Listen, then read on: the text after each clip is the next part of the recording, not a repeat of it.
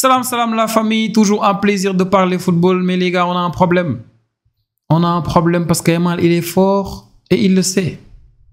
Il est fort et il le sait. Jour de match aujourd'hui, tu vas sur le compte Instagram de Yamal le matin, il te met une story, now let the party begin. Et la fête commence ça. Le gars, premier match de la saison en Liga, un but, une passe décisive magnifique et homme du match. Un match énorme qu'il a sorti le boy aujourd'hui. Énorme. Et c'est un match qui a fait parler. J'imagine que vous allez voir beaucoup de personnes dire tout et n'importe quoi sur les réseaux. Croyez-moi, s'il y a une seule chose à dire aujourd'hui, c'est que Rafinha aurait pu prendre un carton rouge, il l'aurait mérité. Très sérieusement. Mais tout le reste, non, les gens parlent pour rien, ne vous inquiétez pas. Ils parlent pour rien. Ils parlent pour rien. Parce que première action du match déjà, Yamal nous montre que c'est le meilleur joueur du monde et nous montre qu'il voulait vraiment que la fête commence aujourd'hui. Premier ballon qu'il touche, le gars il va sur la ligne de touche. Morica, il connaît très bien Yamal. Les 5 ans qu'on avait donné à Mallorca l'année dernière, il faut regarder Morica et Yamal, ils se connaissent très bien. Morica, il vient sur Yamal en 1 contre 1 sur la ligne de touche. Yamal, il pousse la balle et perce un peu. Il part, Morica, il revient. Yamal fait mine d'aller à gauche et hop, petit pont. Morica, il revient encore. Il continue, hein, il multiplie les fautes sur Yamal au tir pas. Yamal entre dans la surface, il continue, mais Yamal continue son action tranquille. Mais après, il se fait contrer quand il voulait faire la passe en retrait. Et là, déjà, tu as Morica bien fatigué. Après, il se retourne pour demander à l'arbitre de touche. Hein. On était à combien de minutes de la fin du match? Et le gars lui dit, mais mon gars, le match vient juste de commencer. C'est la première occasion du match. Non, Yamal, il est fort. Il est trop fort. Il est trop fort. Et on a eu, encore une fois, un très bon 11. Hein. J'ai kiffé le 11, même si, bon, il y a des questions qu'on se pose. On a Eric Garcia à droite, à la place de Koundé. Il y a maintenant beaucoup de spéculations. Les gens disent tout et n'importe quoi. Et j'aimerais même pas dire tout ce qu'on dit sur l'absence de Koundé qui est venu en deuxième mi-temps. Je préfère juste croire la version qui dit que le gars, il a eu un coup lors de la pré-saison et on est en train de le ménager. J'espère que c'est ça, parce que de toute façon, l'année dernière, il avait beaucoup trop joué. Donc, avoir Eric Garcia comme doublure pour Koundé, c'est juste parfait. Maintenant, c'était un match qui a fait parler. Pourquoi? Parce que déjà, le premier but, certains vont te dire la balle, elle est sortie. Bah, elle n'est pas sortie. Yamal, il sauve la balle sur la ligne de touche. Si vous voyez les ralentis, on montre la balle qui est toujours sur la ligne blanche. Et il y a peut-être certains qui ne le comprennent pas, mais il faut le leur dire. Tant que la balle elle est sur la ligne blanche, bah, elle ne sort pas. C'est quand que tu vois que du vert sous la balle que c'est sorti. Mais tant qu'elle est comme ça, même si c'est au bout de la ligne blanche, la balle elle n'est pas sortie. La ligne blanche elle est là.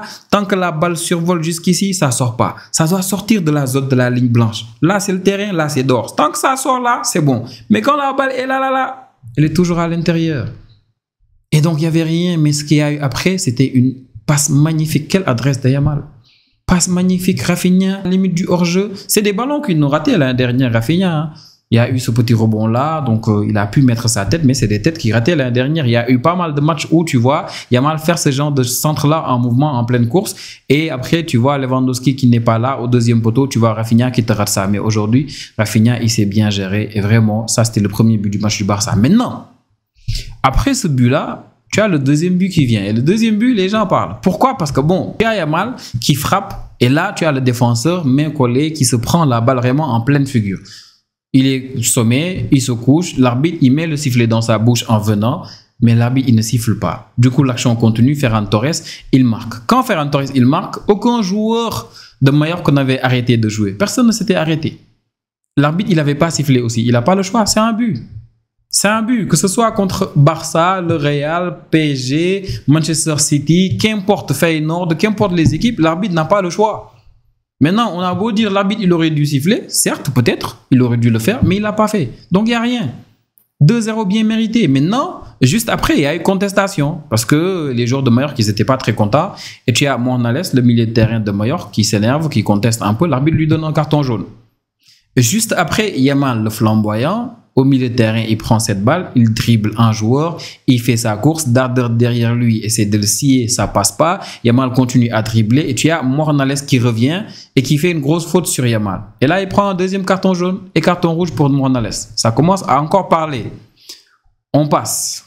Quelques minutes après, tu as Muriqi, le grand Muriqi, l'incroyable Muriqi. Tu as Muriqi qui fait vraiment une grosse faute sur Garcia. Et oui, on a pu enregistrer Garcia et Rashford, heureusement. La plus grosse blague que j'ai vue peut-être de la journée, le plus gros tweet que j'ai vu de la journée, c'est un gars qui dit que c'est grâce au Barça qu'il a su qu'il fallait inscrire les joueurs après les avoir achetés. Avant, il ne savait pas.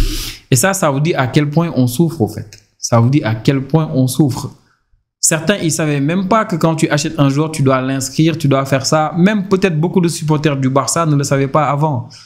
Mais depuis maintenant, le fair play là qu'on a coursé en Liga, voilà.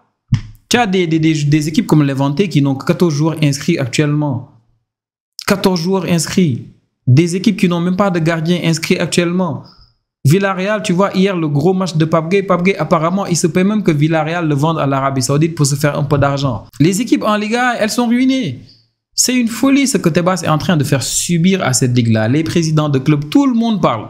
Mais bon, quand c'est le Barça, personne n'écoute. Quand c'est les autres équipes, les gens parlent. Bref, revenons sur cette grosse faute de Muriqi. Parce que Muriqi, tu as Garcia qui sort, qui met sa tête. Et tu as Muriqi qui prend son pied, il lève carrément son pied. Et là, hop, il touche la tête de Garcia. Là, l'arbitre, il a voulu arrondir les angles un peu. Il ne voulait pas trop pénaliser Mallorca. Il a mis juste un carton jaune, mais la VAR l'a appelé.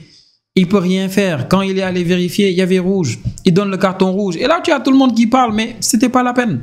Il y avait rouge. Il y avait rouge. Maintenant, moi, ce qui me fait mal derrière, c'est qu'ils prennent 2 cartons rouges. Nous, sur 40 minutes, parce que le deuxième carton rouge est venu vers la 39e minute, donc 40 minutes, on va dire. Sur 40 minutes, on a mis 2 buts.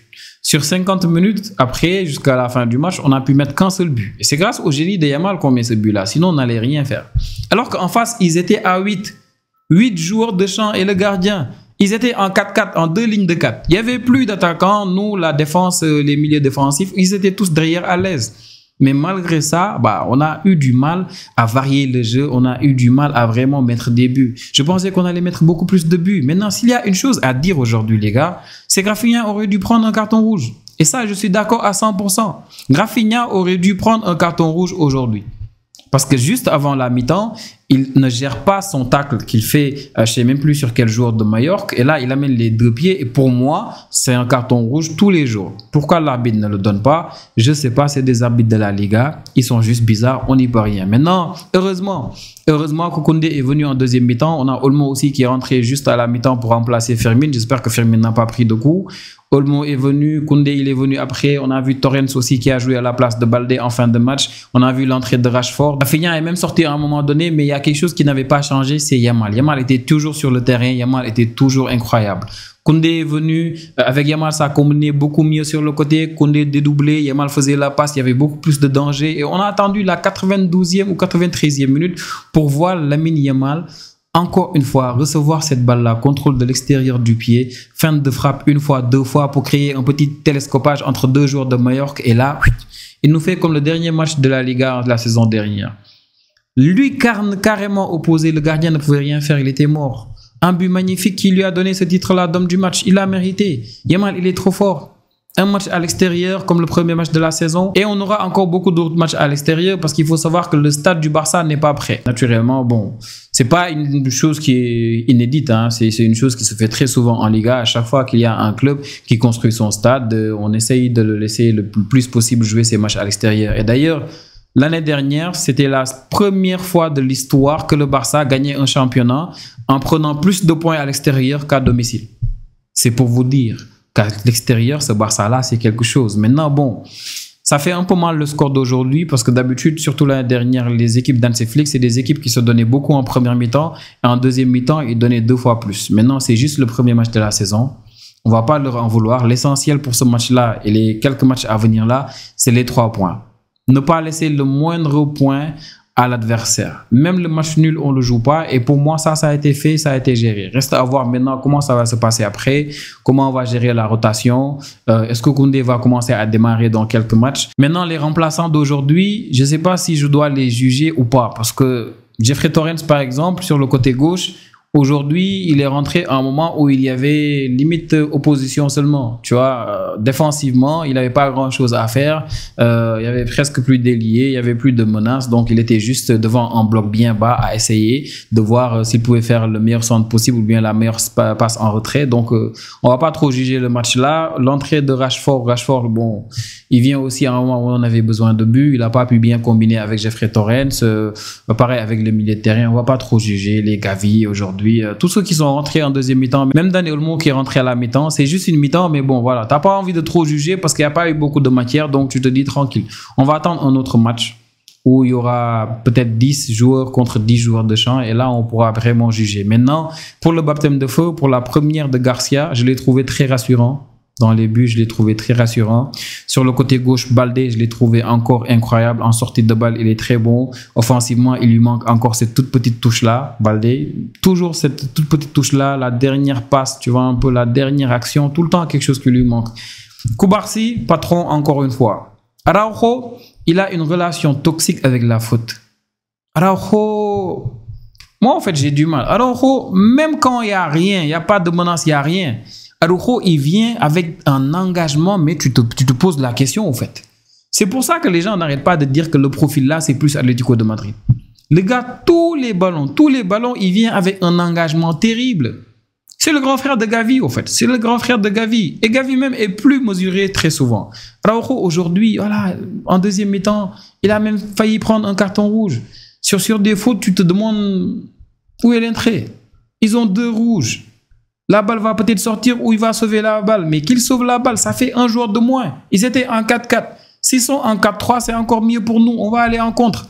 Pourquoi tu veux coûte que la balle sorte, mon gars Araujo? Des fois, tu te dis, le gars, il fait des choses et après, il réfléchit. Et c'est ça qui me fait mal avec Araujo. Je pense que nous préférons tous voir Christensen et Koubarsi. Maintenant, bon, Araujo, il a la vitesse. Les ballons de la tête, il est présent. Et quoi qu'on puisse dire, défensivement, il est solide. Juste que, voilà, nous, on aimerait bien avoir un défenseur qui réfléchit avant tout et qui est plus mesuré sur les contacts. Vraiment très mesuré. Parce qu'aujourd'hui, j'ai regardé le match sur Canal. Je ne sais pas où vous l'avez regardé. Mais les commentateurs, bon, il y en a un, je ne vais pas dire son nom, mais lui, de toute façon, je sais pour quelle équipe il est. Mais c'est des gars, après les 2 cartons rouges, limite, on dirait qu'ils voulaient juste qu'on compense. Tout ce qu'il y avait comme faute du Barça, c'est des gars qui te disaient « Ah, ça c'est limitant, ça aurait mérité un carton jaune, carton rouge ici, pourquoi pas si ?» Quoi? Garcia, il y a un petit ballon où il s'accroche un peu avec un joueur adverse. Les gars, ils te disent « Non, ça, s'il va revoir ça, il y a penalty. » Wow! Tout ce qui passait, ils voulaient que ce soit un penalty ou bien un carton rouge, tout ça pour compenser. 3-0, mais surtout 3 points, c'était le plus important. On se revoit les amis pour la prochaine vidéo. N'oubliez pas d'aimer, de laisser vos avis en commentaire et surtout de vous abonner. Prenez tous bien soin de vous. Ciao, ciao.